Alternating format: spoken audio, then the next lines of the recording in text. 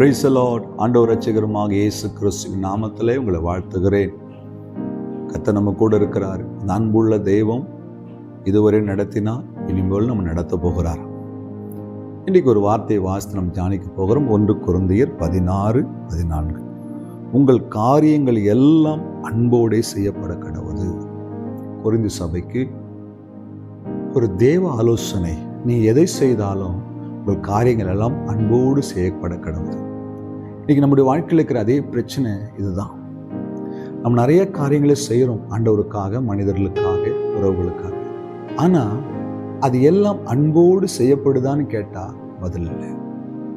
நீங்கள் எதை செய்தாலும் தேவனுடைய அன்பு அதில் நிரம்பி இருக்கட்டும். முறுமுறுப்போடு, கசப்போடு, வேண்டா வெறுப்பா அந்த காரியங்களை செய்யாதீங்க. அது கர்த்தர் வெறுக்கிற காரியம்.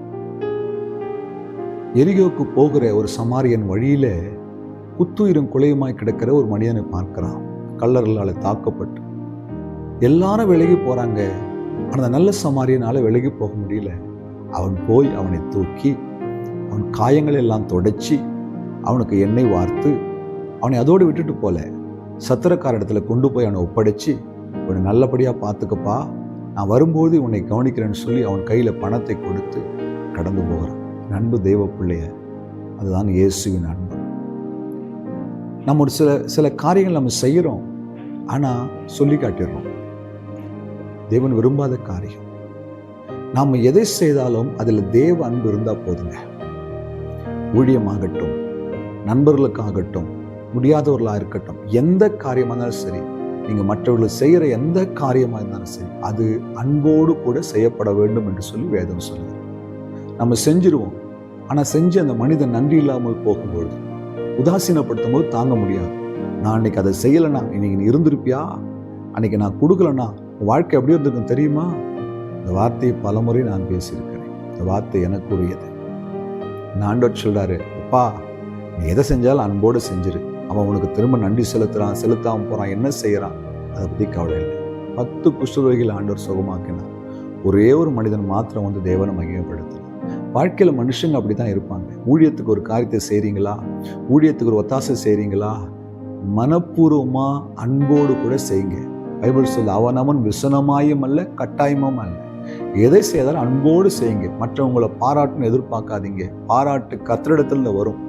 மற்றவங்க உயர்த்துன்னு எதிர்பார்க்காதீங்க. உயர்வு கர்த்தரிடத்துல வரும். நீங்க ஒண்ணு செய்யணும்.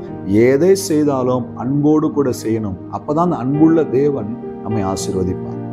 பரலோக மேன்மையை விட்டு இந்த பூமிக்கு இறங்கி வந்து தன்னை சிதைக்கும்படி தன்னுடைய கடைசி சொட்டு ரத்தத்தை சிலுவையில ஊற்றி கொடுத்து எதற்கு தெரியுமா?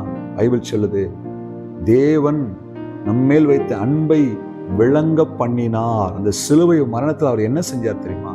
அந்த அன்பை ப்ரூஃப் பண்ணாரு. உங்க அன்பையும் என்னுடைய அன்பையும் ப்ரூஃப் பண்ணுவதற்கு கர்த்தர் விரும்புகிறார். எதை செஞ்சாலும் அன்போடு கூட செய்யுங்க. நீங்க செய்யறதுக்கான பலன் தேவ கரத்துல வரும். மனுஷன் உங்களை உயர்த்தலாம். எங்க பாஸ்டர் என்னை கனப்படுத்தவே இல்லை, எங்க பாஸ்டர் என்னை குறித்து பேசல, பரவாயில்ல ஐயா.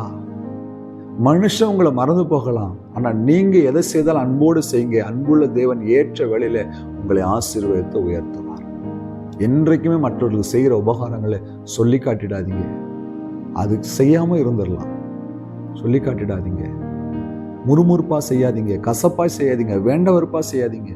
எதை செய்தாலும் அன்போடு செய்யுங்க. ஆண்டவருக்கு செய்யறோம், என் தகப்பன் கொடுத்தார் செய்யறையா, திராணி அவர் கொடுத்தார் செய்யறையா, இந்த நம்பிக்கையோடு செய்யுங்க. கர்த்தர் உங்களை அளவில்லாமல் ஆசீர்வதிப்பார். உங்களுக்காக நான் ஜெபிக்க போகிறேன். ஜெபிக்கலாமா?